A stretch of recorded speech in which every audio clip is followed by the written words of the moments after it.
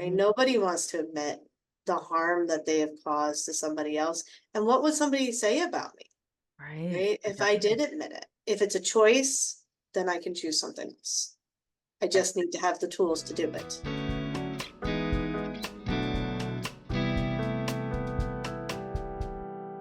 Talking about abuse isn't always easy, particularly when we're referring to the people who are causing harm. It can be difficult, even off putting, to think about the experiences of people who are using abuse in their relationships. For some, it's easier to write them off as a lost cause or label them as monsters. It's hard to accept the reality that people using abuse are not these fictionalized monsters. They could be our bosses, family members, friends, and partners. They could be extremely well liked and respected in society, but still be capable of abuse. If we don't recognize the humanity in people using abuse, it might prevent us from noticing when our loved ones are being abusive to people in their lives.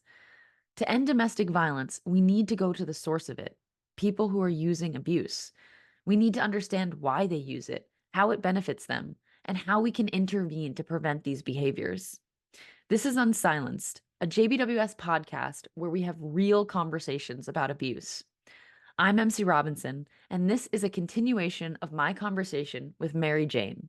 Now she's going to continue exploring why people use abuse in their relationships. You were talking about emotions and the power of kind of acknowledging them and feeling them and not fearing them, which I think is something, once again, as a society, we're very much like, I don't want to feel sad. I don't want to feel angry. I don't want to feel these things. So you do try and numb it or you try and push it away, or you're only comfortable with anger and it covers up sadness or something. Yeah. That's the strong emotion that you should go to. And, particularly, I think sometimes you would have a person identifies as a male, maybe identifying strongly with like, I can only feel anger or something like that.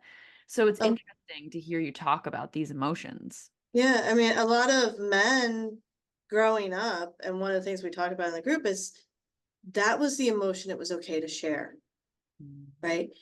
It was okay to be angry, right? If somebody hurts you, you don't get sad, you get angry. You get Right, back, you get even, you defend yourself, right? It's what boys are taught from a very early age. right, Right? You don't cry, you get angry, right. right? So we actually bring up, it's called the anger iceberg, right? And Hmm. so anger is what we see, right? Anger is the iceberg above the surface of the water. But all these other emotions are what's underneath. So anger is really the secondary emotion. Anger is what comes out of sadness, disappointment, hurt, betrayal, all of these other emotions that are going on that are vulnerable, Right. right? To say to somebody, I'm angry, there's power in that. Mm-hmm. There's force, Strength. right? There's strength, there's protection. But to say to somebody, you hurt me, that's vulnerable. That's opening myself up to more hurt. Because what if that person says, well, I don't care, Yeah. right? But anger, I got to listen to that, Yeah. right? As the other person, I have to be aware if somebody's angry, right? Because bad things can come from that. But if somebody's hurt, well, what if I just don't care? Wow. So anger really puts you at a position of power, while sadness is more vulnerable because it allows maybe a partner to reject you in a way, or to say, like, I don't really care, or to brush it under the rug. But as you said, anger is the emotion that causes you to go forward towards something and like Yeah. stand up and make a scene. If you're sad, you're not really gonna have that same kind of a response. But how do you maybe teach somebody in, like, let's say the ACT program, how to handle that anger or how to start to realize there are things under the iceberg?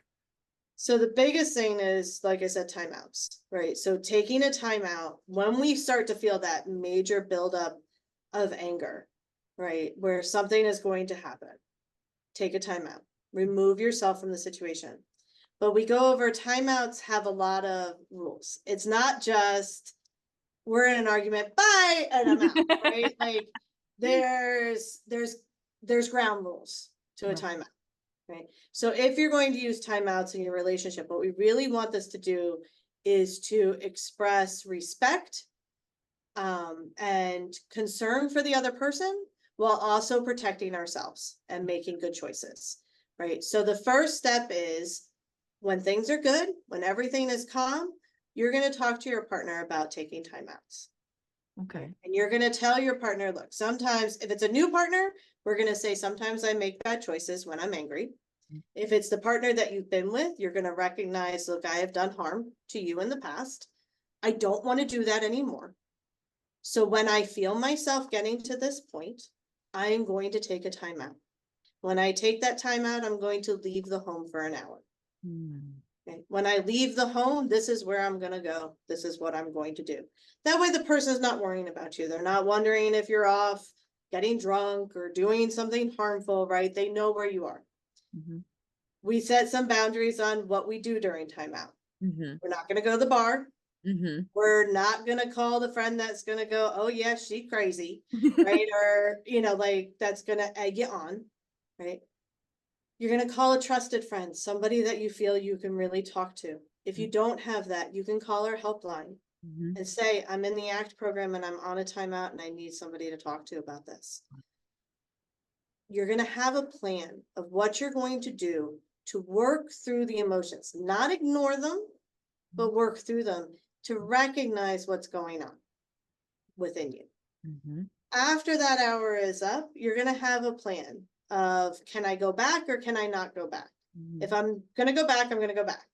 If I can't go back, how am I going to communicate that with my partner? How am I going to let them know, right? That I'm okay, but I need more time. Then when you come back, you have to go back to the original conversation. Right. You have to go back and come to some resolution. And that might mean you might have to take another time out. Right. And so you can say, if you look at yourself and you go, you know what, it's 10 o'clock at night. I'm exhausted. I work in the morning. You can't deal with this right now. You can go back to your partner and say, look, I'm exhausted. You're exhausted. How about we talk about this on Saturday morning? Let's go out, get a cup of coffee and sit down and talk about the situation. And if they agree, then Saturday morning, you go and you have coffee and you talk it out, right? But you have to kind of come to that agreement. You have to talk about it, right? How do we work through this? If you're ready to talk about it, maybe they're not, right? You got to remember they have emotions in this too. So if you come back and you're like, all right, I'm good, let's talk about this. And they say, no, I can't right now. Then you need to respect that too. And go, okay, well, when can we talk about it? Right. And then Saturday morning, though, what do you have to do? If you say, I'm going to talk about it Saturday morning, Talk about it. Saturday morning, you got to talk about it. Because what happens is if we don't, then the person doesn't trust the next time you need to take that time out, that you will come back and talk about it. That there's a resolution. Right. Because otherwise it becomes, we see timeouts used as an escape.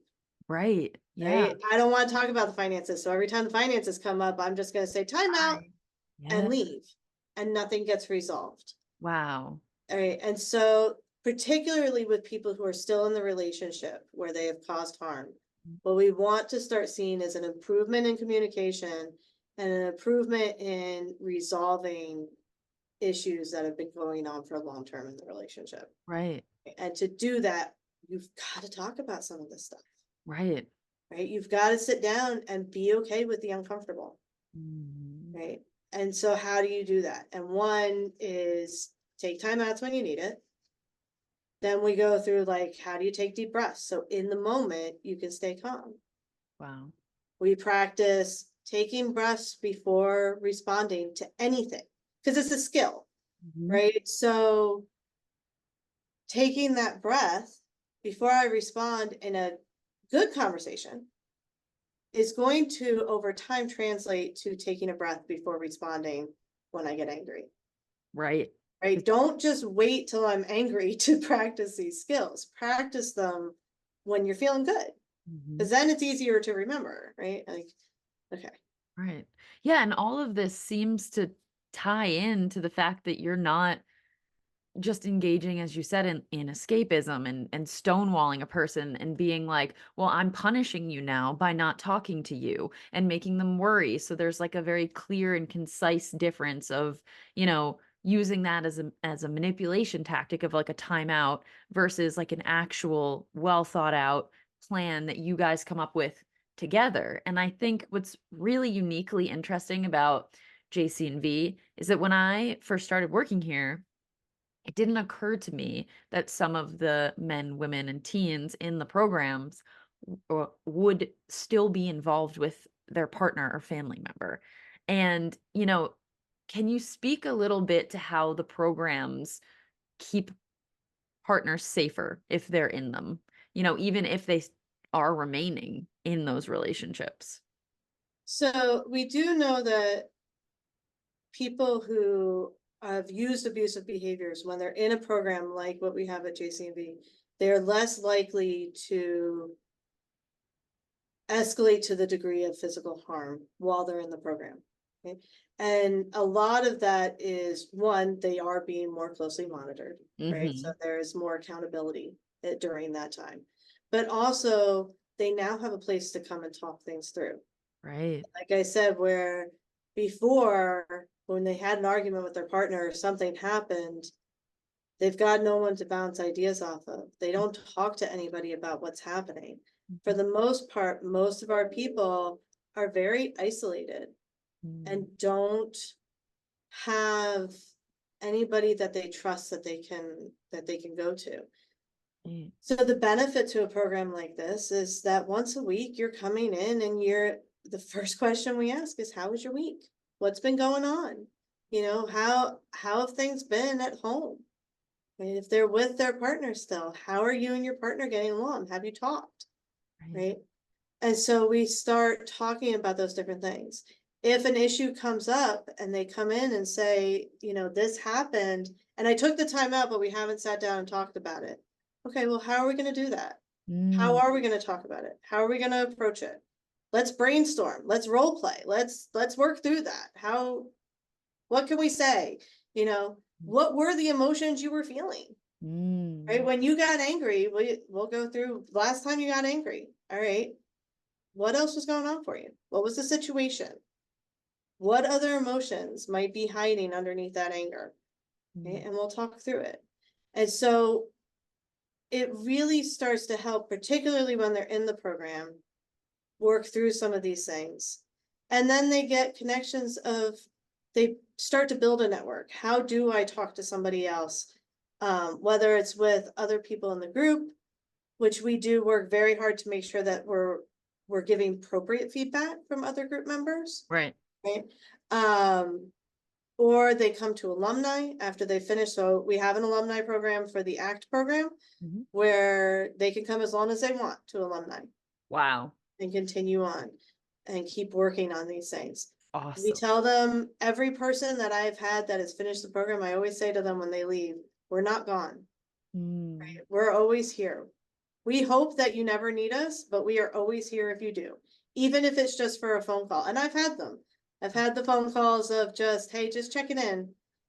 Just wanted to let you know how things are going, or just need to talk to somebody for a minute. Wow. And so we really try to let them know that we're here, but then we also ask them, okay, where are you going to go now? You're not here anymore. Where can you turn?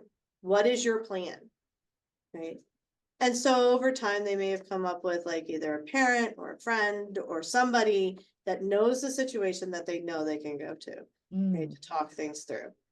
That must be so powerful too, because I would imagine they probably also experience shame for the behaviors that they're doing. So it's not like they can just go to their brother or whoever and say, "Yeah, I just did this to my partner." Because they're not talking about it. So if they're not talking about it, they're not getting that feedback as to what's wrong with it or another insight into, "Hey, I used to feel that way, but now these are the skills that I do and this is what I do." So it's really interesting to me that you mentioned that, because I never thought about how isolating being somebody who uses abuse is and how damaging that can be, because it prevents you from helping yourself help your partner and not hurt somebody else. And it almost perpetuates this cycle of violence, which is interesting because we do usually consider it, and rightfully so, a lot of the times from a victim's perspective of like, you know, there's a shame around domestic violence, there's a silence around it. But the whole point of this podcast is to break the silence around all facets and elements of domestic violence. And I think this is one that's difficult to talk about because people have really strong, complex emotions about it. And it's interesting to even think of it as we want to make it so that people would be able to say to a friend or someone, I'm not handling my anger well, or I'm not handling my emotions well. And this is what I'm doing to my partner so that there's a path out of it. What would you say to somebody that is using abuse right now about how they could get help? Like, what would that look like for them? Do they have somebody that they trust? One, that they could go to and say, I'm really struggling. Even if they don't go to all the detail Mhm. of what they have done, right? But who they could say, I behaved in this way and I'm scared and I Mm, don't want to behave in this way. mm, Right? If not, all of the domestic, at least in New Jersey, every single one of the domestic violence agencies in New Jersey have now an abuse intervention program, mhm. right? So you can call them and say, I'm struggling with this, right? How can I make better choices? Or do you have somebody I can talk to? Wow. If you are in New Jersey too, you can call us, call the ACT program, call JCMV. We'll talk to you. We'll let you know what our program is about. You can come, you can do an intake, you can meet with one of us and just talk about it. If you're not ready to actually join, but you want to hear about what we have to say, Mhm. right? Open up to somebody. You know, the same thing we say with any type of mental health issue that we struggle with, the more we bring it to light, the more we can find solutions. Right. Right? Because all of these things, they are so isolating. Right? Mhm. Nobody wants to admit the harm that they have caused to somebody else. And what would somebody say about me? Right. Right? For If I did definite. admit it, that I have harmed my partner or that I have done these things. Mhm. Right? But again, I just go back to, we're all fragile human beings. We all make mistakes. We all make bad choices. Mhm. Right? And if it's a choice, then I can choose something else. I Right. just need to have the tools to do it. That's really incredible. And I think another really important piece of this is that at JCNV, like you're held accountable, but you're not shamed and Never. vilified. And I think that's maybe a barrier too, is people think that they're going to be really punished in a lot of ways, but when it's really about self-reflection and getting them to kind of heal, would you say, or what would you Yeah. say? Yeah. It's a healing process, right? And we would never, myself and any of the other counselors here at JCMV, we would never put you down or say that you're a bad person, Right. right? You have made a bad choice. Mhm. And how can we help you so that we have other choices to make? Right? Wow. How can we help you move forward from this to get to a better place? My goal and the other goal of all the other counselors is we want to see you leave here and have healthy and happy relationships moving forward. Wow. Right? There's a movie that we show during orientation, and it talks to three different men who grew up with domestic violence, and then two of them have perpetrated domestic violence themselves. And one of the gentlemen who has gone through a program like the ACT program has really worked on improving his relationships and everything.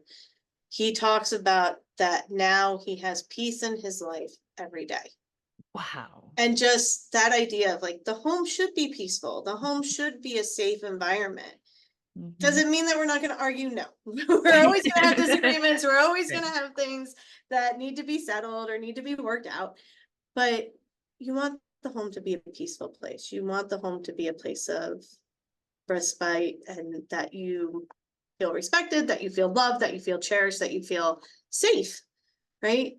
And to do that, we need to make some changes and make some different choices, and you know And that begins with us, Mm. right? We can't force somebody else to change. We can't force somebody else to make different choices. We can only change what we're doing.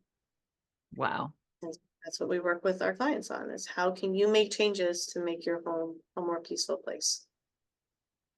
I mean, that who wouldn't want that? Who wouldn't want peace for themselves, their partners, their loved ones? And I think, I think I've said wow 4,000 times throughout this interview, but I do think there's something so profound about what you're saying and the services that are offered. It's just remarkable, and it's remarkable to hopefully inspire that change so that then, as we say, right, the only way to really end domestic violence is by going to the source of it. And that is these programs and the work that you guys do.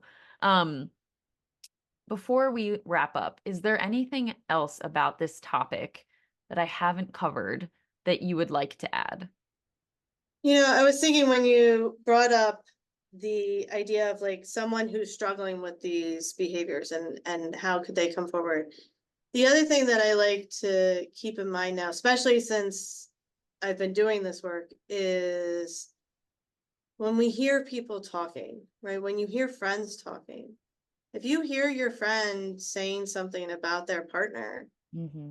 it's okay to say, hey, I don't think that's right. Like if you hear your friend talk about their partner and maybe call them a derogatory name or put them down, like it's okay to say, hey, uh, I don't like it when people call their partners that around me, or is that something that you struggle with? Like, wow, are you hurt? Why would you call your partner that? Mm, Like, did something happen? You okay, man? Like, let's talk about this. right. Right? Um, because some of it is most of the time, right? It's probably just a throwaway comment or the Mhm. person's venting, right? But it goes to a deeper belief about the partner, Right. right? And that it's okay to call people names or that it's okay to put somebody down. And it's not in any situation, Yeah.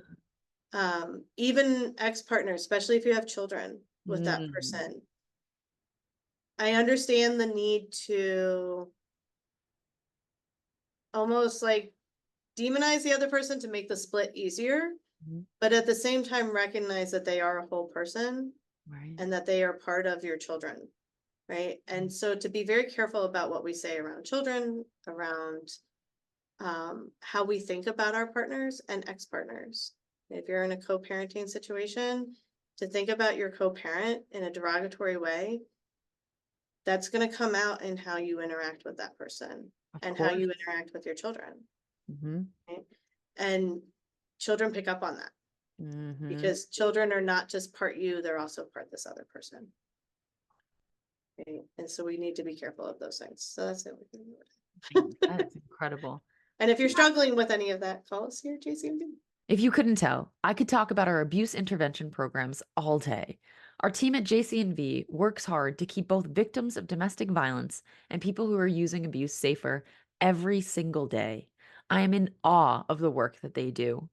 Mary Jane, you are brilliant and insightful. Thank you so much for speaking with me about this topic. I learned an incredible amount about the dynamics of abuse and what could cause a person to choose to harm their partner, and how we can provide them tools to prevent it in the future. If you liked this topic, come back next week to hear more about all facets of abuse.